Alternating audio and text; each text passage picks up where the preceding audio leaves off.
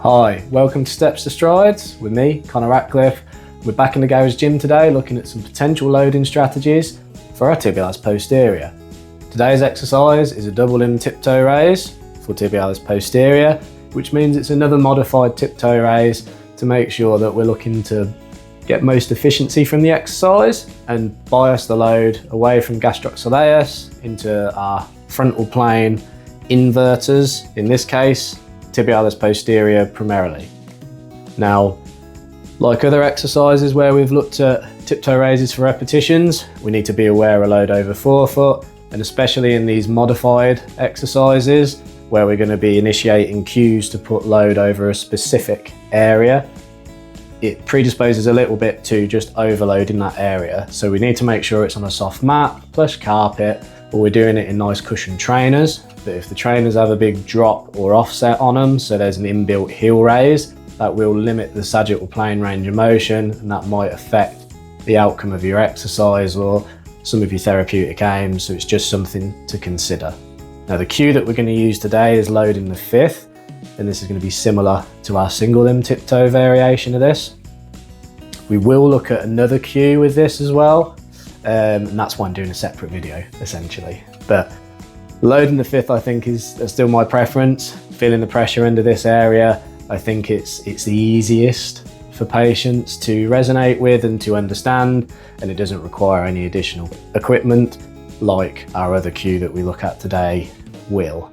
So we're going to feel the pressure under here, feel the pressure under here, under the little toe, under the ball of the foot on the outside, or we can use kinesthetic cues to press in and around this area when our patient's weight bearing. Feel it in there, feel it in there, turn the heels in, turn the heels in.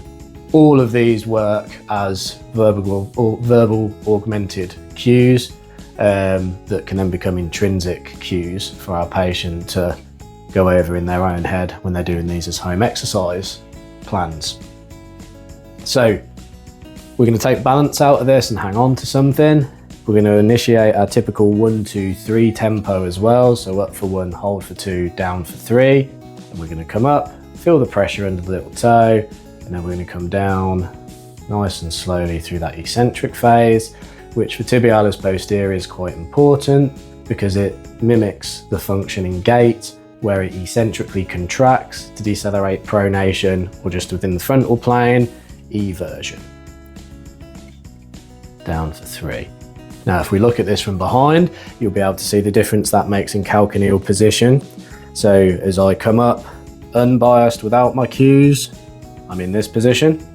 When I feel the pressure under my little toe, or load the fifth, then it forces that calcaneal inversion, and you can see the difference in position that makes.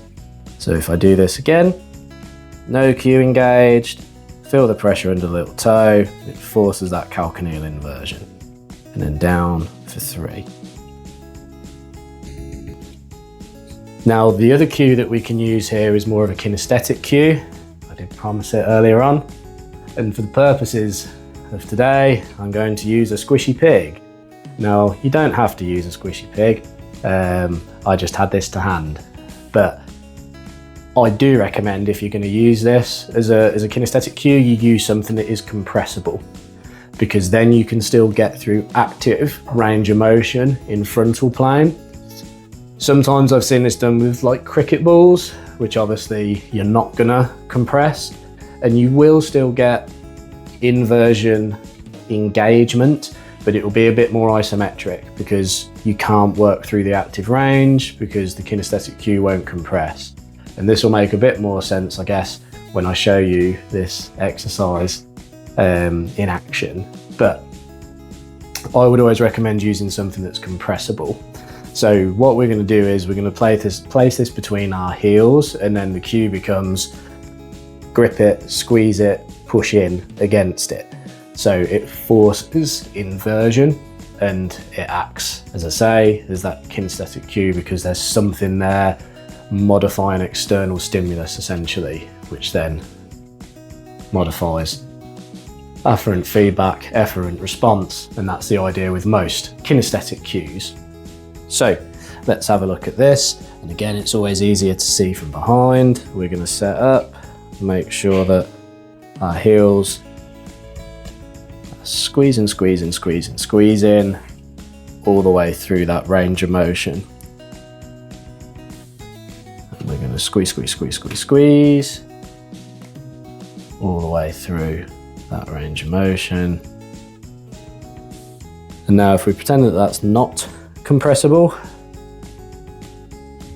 then you can see the difference, because I can't squeeze into that end range inversion.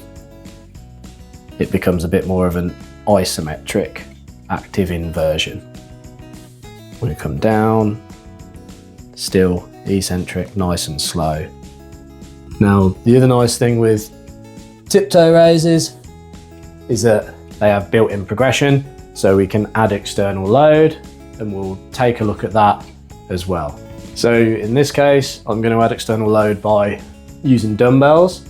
Now I've got my wrist straps on here because I don't want my limiting factor to be grip, and you'll see this in a number of my other videos, that essentially if you're going to use heavier weight, sometimes to get adequate weight through the target structure, you need to have a bit of support for grip, otherwise you're not going to be fatiguing your target structure. It's your grip strength that's giving up first, essentially. Now we're just going to rinse and repeat. Up for 1, hold for 2, down for a count of 3.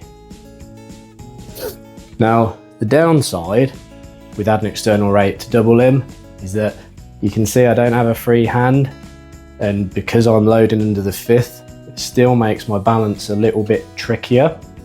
The other downside is that if you have unilateral symptoms, then you might shift the load to the side that doesn't hurt, or if there's one side that's stronger than another, again, you might have very subtle compensations and you favour the stronger side and you shift load to that side.